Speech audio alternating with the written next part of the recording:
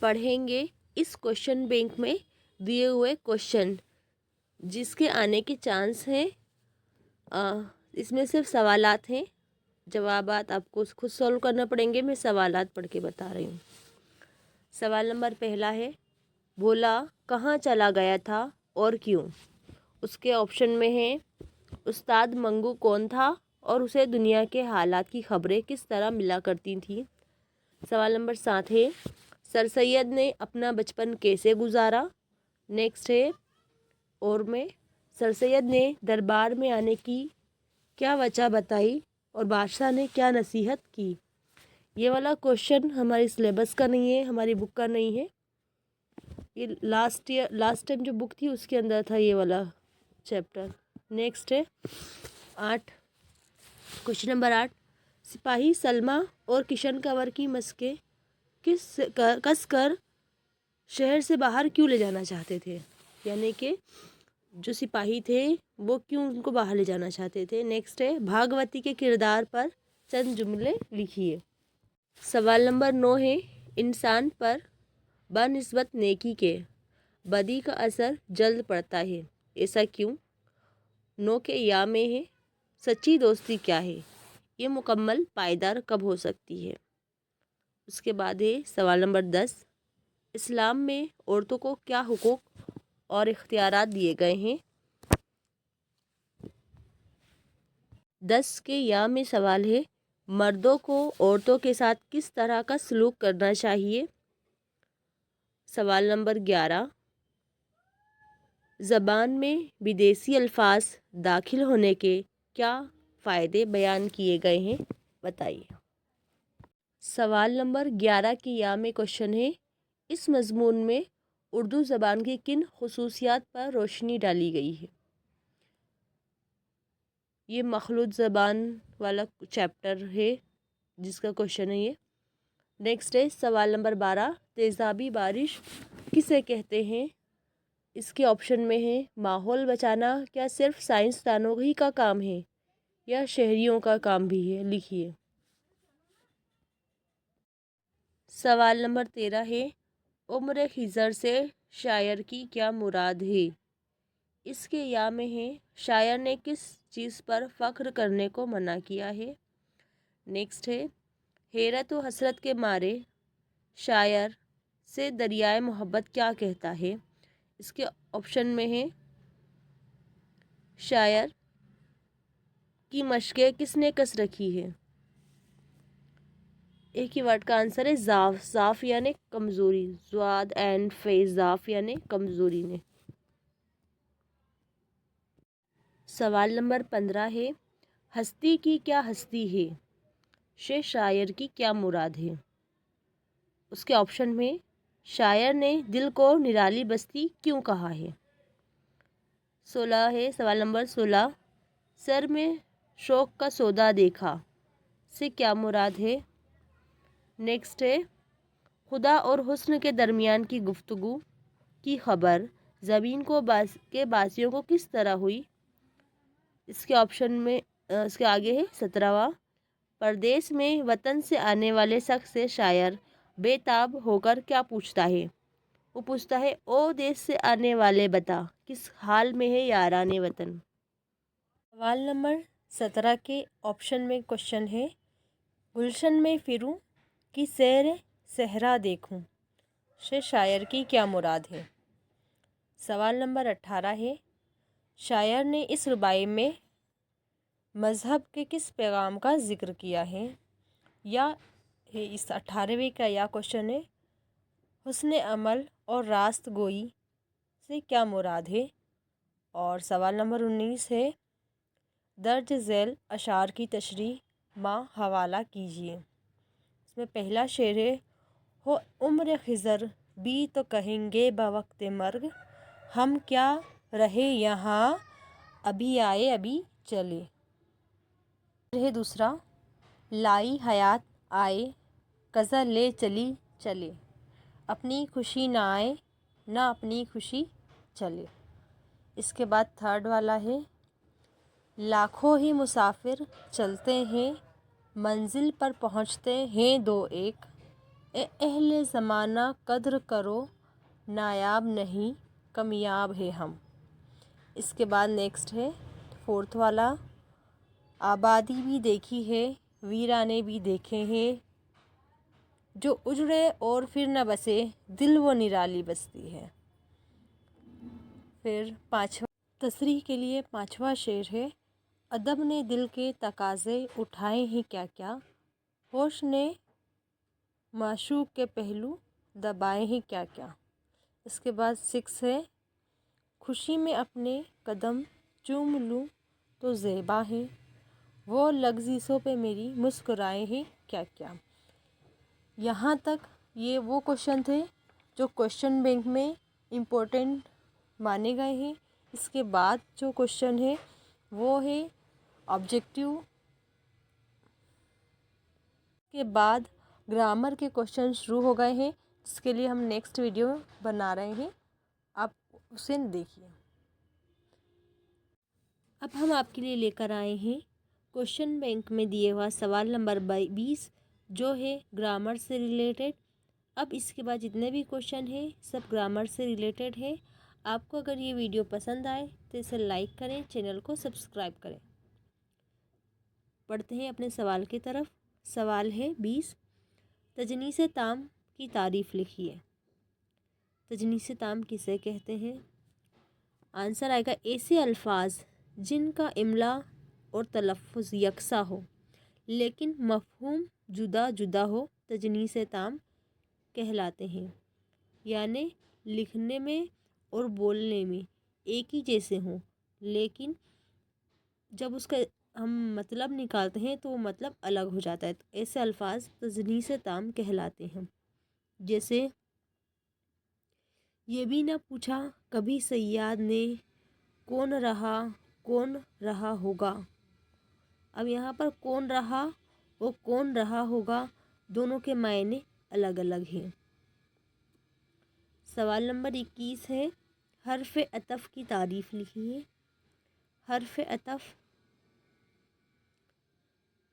حروف عطف وہ حروف ہے جو 2 یا 2 سے زیادہ لفظوں یا جملوں کو ملانے کا کام کرتے ہیں۔ یعنی کہ 2 لفظ کو یا پھر 2 جملوں کو ملانے کا کام کرتے ہیں، وہ الفاظ حرف عطف کہلاتے ہیں۔ جیسے جوان اور بوڑھے سب تھے، جوان اور بوڑھے کے بیچ میں جو اور ہے یہاں پر انڈر لائن کیا ہوا ہے وہ کیا ہے؟ حرف عطف۔ نیکسٹ ہے، میں تو آ گیا مگر وہ نہ آیا۔ اس میں مگر جو ورڈ ہے آپشن نمبر 2 میں وہ کیا ہے؟ مگر حرف عطف ہے۔ 3 والا ہے ایگزامپل، اخبار، رسالے اور کتابیں نکال کر الگ رکھ دو۔ اس میں اخبار رسالے کے بعد جو اور ورڈ ہے یہ ورڈ کیا ہے؟ حرف عطف ہے۔ نیکسٹ ہے، رانی شب و روز پڑھتی ہے۔ شب و روز کے بیچ میں جو واو ہے وہ کیا ہے؟ حرف عطف ہے۔ سوال نمبر 22 ہے، اسی میں ہم معنی الفاظ لکھیے۔ یہاں پر ہم معنی الفاظ کی ڈیفینیشن دی گئی ہے، وہ الفاظ جو معنی کے لحاظ سے یکساں ہو لیکن ان کی ساخت بناوٹ جدا ہو، ہم معنی کہلاتے ہیں، ہم معنی الفاظ کہلاتے ہیں۔ یعنی ایسے الفاظ جو لکھنے میں اور بولنے میں الگ ہو لیکن جب اس کا مفہوم نکالا جائے تو وہ ایک ہی ہو، ایسے الفاظ کو ہم معنی الفاظ کہتے ہیں۔ جیسے سورج، سورج کو مہر بھی کہتے ہیں اور خورشید بھی۔ چاند، چاند کو ماہ بھی کہتے ہیں اور ماہتاب بھی۔ یوم، یوم کو دن بھی کہتے ہیں، شب بھی کہتے ہیں اور رات بھی۔ اسی طرح انصاف، انصاف کو عدل بھی کہتے ہیں اور مساوات بھی۔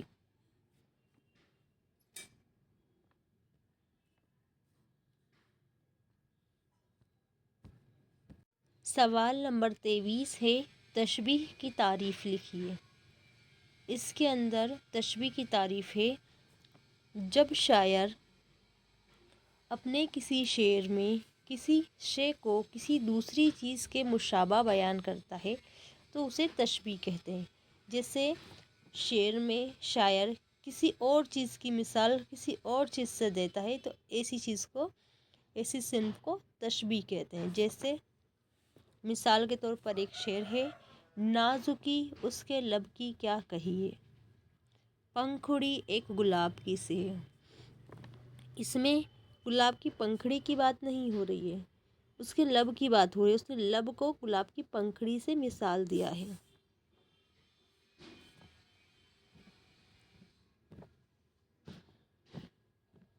سوال نمبر 24 ہے، تلمیح کی تعریف لکھیے۔ تلمیح کسے کہتے ہیں؟ کلام میں کسی مشہور تاریخی واقعہ، مقام، نام یا کسی روایت کی طرف اشارہ کرنے کو تلمیح کہتے ہیں۔ جب شاعر غزل میں کسی ایسے الفاظ کا استعمال کرے جس سے کسی تاریخی واقعے کی طرف اشارہ ملے تو ایسے اشعار کو تلمیح کہتے ہیں۔ مثلاً ابن مریم ہوا کرے کوئی، میرے دکھ کی دوا کرے کوئی، یعنی مریم کے بیٹے کی طرح کوئی ہو جو میرے دکھ کی دوا کرے۔ اس شعر میں کیا ہے؟ تلمیح ہے۔ یہاں مریم کے بیٹے سے مراد حضرت عیسیٰ علیہ السلام ہے۔ سوال نمبر 25، محاورے کی تعریف لکھیے۔ محاورے کی تعریف۔ محاورہ عربی زبان کا لفظ ہے۔ اس کا لفظی ترجمہ منہ پر چڑھی باتیں ہے۔ کیا ہے؟ محاورہ عربی زبان کا لفظ ہے، اس کا ترجمہ ہے منہ پر چڑھی باتیں۔ محاورہ الفاظ کے اس مجموعے کو کہتے ہیں جس کے اصل معنی کی جگہ کوئی اور معنی نکالے جائے۔ محاورے کے آخر میں مصدر کی شکل میں نہ آتا ہے۔ کیا بتا رہا ہے وہ؟ کہ محاورہ عربی زبان کا لفظ ہے، اس کا میننگ ہے منہ پر چڑھی باتیں، اور محاورے الفاظ کے اس مجموعے کو کہتے ہیں جس کے اصل معنی کی جگہ کوئی اور معنی استعمال ہو اور اس کے آخر میں ہمیشہ نہ آتا ہو۔ مثلاً شعر و شکر ہونا، دن میں تارے نظر آنا۔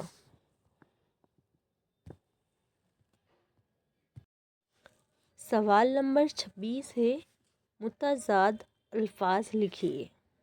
متضاد الفاظ ایسے الفاظ جو ایک دوسرے کی ضد یعنی مخالف ہوں، متضاد، تضاد یا ضد الفاظ کہلاتے ہیں۔ جیسے ایک طرف الفاظ ہیں اور ایک طرف اس کا ضد ہے۔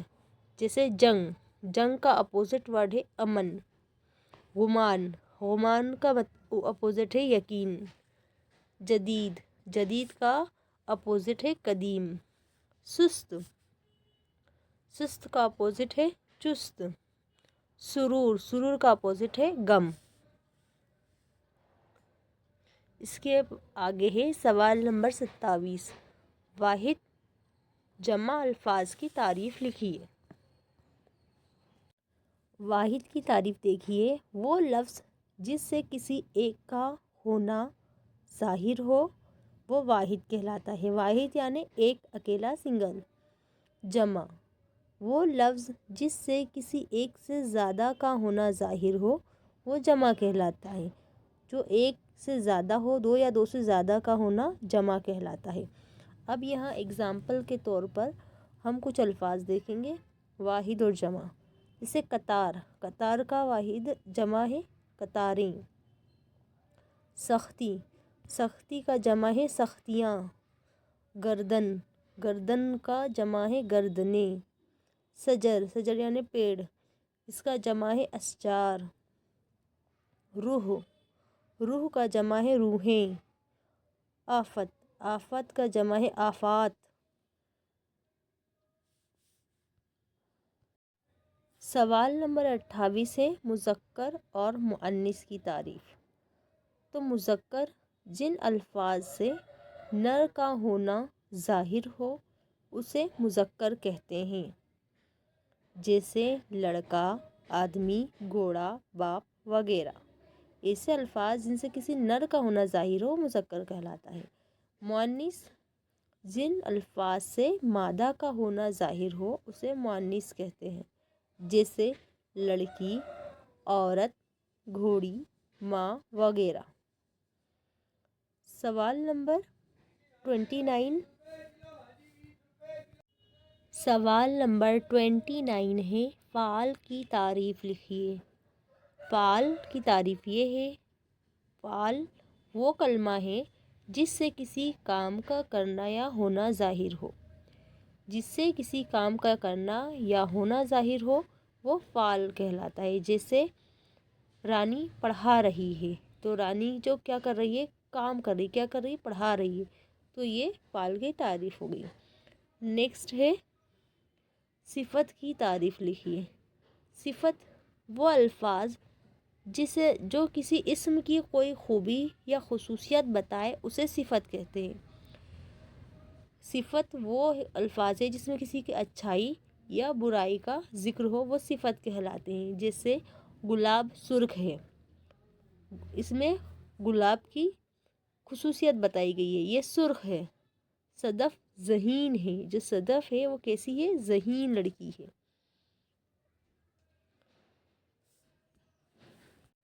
سوال نمبر 31 ہے، ضمیر کی تعریف لکھیے۔ ضمیر کی تعریف وہ الفاظ جو اسم کی جگہ بولا جائے وہ ضمیر کہلاتا ہے۔ جیسے میں، تم، آپ، وہ وغیرہ۔ سوال نمبر 32 ہے، درج ذیل بند کو پڑھ کر نیچے لکھے ہوئے سوالات کے جواب دیجیے۔ پہنچے فاند کے ساتھ سمندر، تخت میں ان کے 20 بندر۔ حکمت و دانش ان کے اندر، اپنی جگہ ہر ایک سکندر۔ سوال ہے اس میں، درج بالا بند میں کتنا سمندر کا ذکر آیا ہے؟ تو یہاں پر آیا ہے 7 سمندر کا ذکر۔ درج بالا بند کا عنوان اور شاعر کا نام کیا ہے؟ تو یہ ہے شاید اکبر الہ آبادی کا۔ اس چیپٹر کا نام ہے جلوہ دربار دہلی۔ ہے اس کے اندر بند، سحر نے تارے سے سن کر سنائی شبنم کو، فلک کی بات بتا دی زمیں کے محرم کو، بھر آئے پھول کے آنسو پیام شبنم سے، کلی کا ننھا سا دل خون ہو گیا غم سے۔ اب سوال ہے، درج بالا بند کس نظم سے لیا گیا ہے اور اس کے شاعر کا نام کیا ہے؟ یہ سوال کا جواب آپ مجھے کمنٹ سیکشن میں دیں گے۔ اور سوال سیکنڈ ہے، کلی کا ننھا سا دل خون ہو گیا کس سے خون ہو گیا؟ اس کا آنسر بھی آپ مجھے کمنٹ سیکشن میں دیں گے۔ سوال نمبر 33 ہے، کسی ایک مصنف کی سوانح حیات لکھیے۔ چاروں ہی سوانح حیات آپ کو ایگزام کے پوائنٹ آف ویو سے یاد کرنی ہے، ہو سکتا ہے کسی کی بھی آ جائے۔ اس میں پہلا ہے راجندر سنگھ بیدی، دوسری ہے سر سید احمد خان، تیسری سوانح حیات ہے مولوی عبدالحق، اور چوتھی سوانح حیات ہے الطاف حسین حالی۔ اس کے آگے کا کنٹینٹ ہم نیکسٹ ویڈیو میں بنائیں گے۔ آپ اس چینل کو لائک کریں، سبسکرائب کریں اور اپنے دوستوں تک شیئر کریں۔ Thank you.